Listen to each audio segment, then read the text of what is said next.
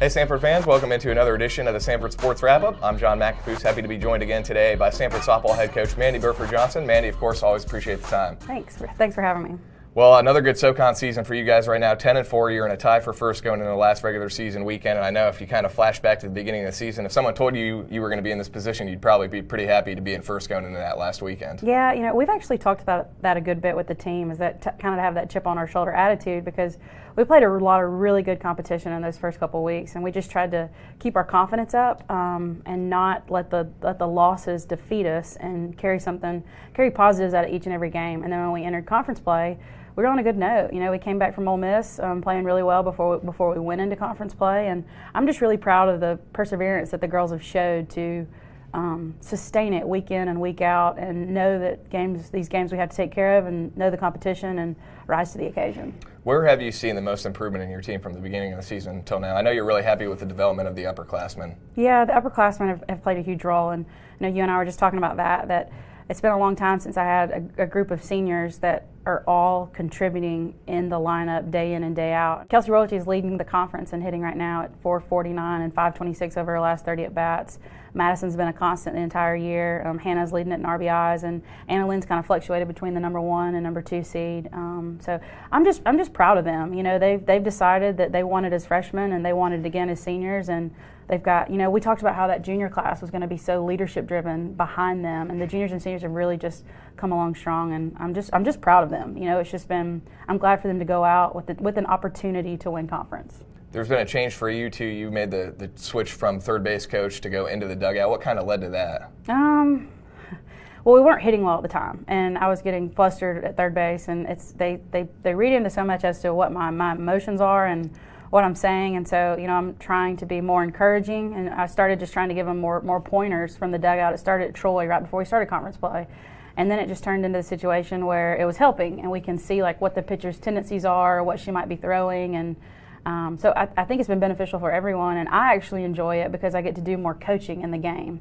And it's been really beneficial because Chandler and Lexi are both very qualified to coach first and third, and they're very knowledgeable with the game. Lexi was one of the best base runners we had, and Chandler's knowledge of what she needs to do at third has been invaluable. So I've enjoyed the change.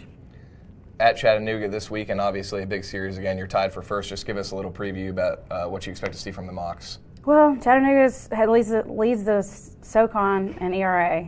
They have 3 really good pitchers. They do a lot of off speeds, so they're going to really try to keep us off balance. So they're going to have a different staff than what we're kind of used to. They're Taylor's our kind of off-speed kid. She throws a lot of change-ups and works the counts well, and this is going to be more of the exact same thing. It's going to be like Taylor times 3. They have 3 starting pitchers that do really well, and it's not just one of them that has a low ERA. Their staff has like a 1.24 ERA in conference play, which is what we look at. We don't look at the overall body of work. We look at more conference play so we can judge them against our common opponents.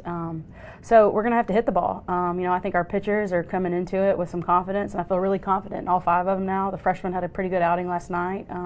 So I just think we're just going to have to hit. We're going to have to play defense. That's been steady all year, so we're going to have to get back to our defensive ways of fielding everything that's hit our way, and we're going to have to hit. I think UTC's pitching is going to be the best in conference that we've seen.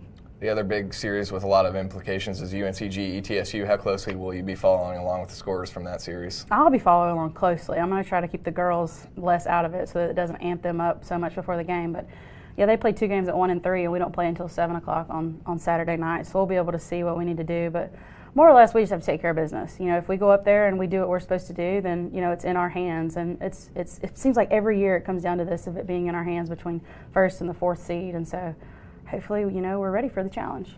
How important is it to you to win the regular season title and get that number 1 seed for the tournament? In my opinion, winning the regular season is the hardest thing that there is to do. I mean, anybody can get hot that last week. 3 or 4 hitters get hot, a pitcher finds, where she needs to be in the zone, and you can win the tournament. But for 7 or 8 weeks to stay consistent with the competition, that to me is the biggest overall challenge. But having said that, there's 7 teams in conference, so the number 1 seed gets the bye and doesn't play until Thursday, which is a huge benefit. I know the number 1 seed hasn't won the last couple of years, but I think that's a huge benefit, so that's what we're aiming for. Coach, appreciate your time. Best of luck this weekend and in the tournament. Thank you. That's Samford softball head coach Mandy Burford-Johnson. Stay tuned. We've still got an interview with Whitney Hinton coming up next. Hi, I'm Sam Pritchard, and this is the Samford Sports Minute. The track and field teams had a great weekend at the SoCon Championships last weekend, with the men's team placing second overall and the women's team winning it all. They head to Knoxville this weekend to take part in the Tennessee Challenge. The softball team fell in their midweek game against UAB on Tuesday, but will look to rebound at Chattanooga this weekend in their final series of the regular season. The Dogs enter the series tied for first in the SoCon with a 10-4 record. The baseball team took 2 of 3 from Wofford in a huge series, but fell to Jacksonville State in their midweek game. They head out of town to take on Mercer this weekend for another big series between the first and second place teams in the SoCon. The Bulldogs will be looking to increase their lead over second place Mercer to gain a stronger grasp on first place. I'm Sam Pritchard, and this has been your Samford Sports Minute.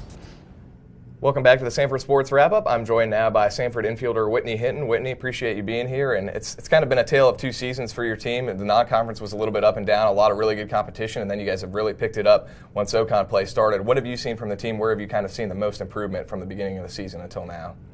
In the beginning, we started out slow because we played a lot of hard competition, and now I feel like we're finding our groove and finding our rhythm for conference play. We got to talk a little bit about the power surge you've been on this season. I think you had 3 home runs before conference play started. Now you're up to 13. What's kind of been your approach at the plate? Just being patient, waiting on my pitch, and I really feel comfortable with my swing right now. You also had a big day on your birthday. You had a doubleheader and you hit 3 home runs on your birthday. What was going through your mind that day? I don't know. I guess I was just feeling it on my birthday. You're 1 shy of the Samford single-season record. That's held by Abby Adams, who coached here the last couple of years, and you played under her. What's it like going for that record, especially against someone that coached you? I have a lot of respect for Abby, and I love Abby, and the records don't really mean anything. Just helping my team win and hopefully chasing the SoCon championship.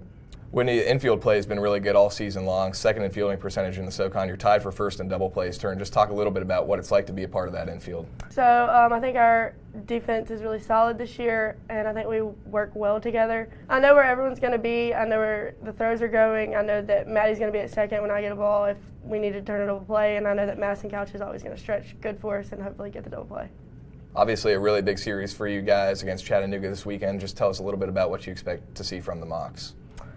I'm really excited going in to see how we do. Hopefully we just get our timing down and hit the ball hard and get in a rhythm and stay confident. And then you're going to stay in Chattanooga for the Southern Conference tournament next week. Just tell us a little bit about what you expect to see. Obviously you guys were picked to finish 4th in the preseason poll. You're tied for first going into this last weekend. Again, I'm really excited to see how we do. We've been playing well, and obviously that gave us a little motivation being picked 4th and now tied at first. Whitney, appreciate your time and good luck this weekend and in the tournament. Thank you. Special thanks to head coach Randy Burford Johnson and Whitney Hinton for joining me on this edition of the Samford Sports Wrap-Up. We'll see you next week.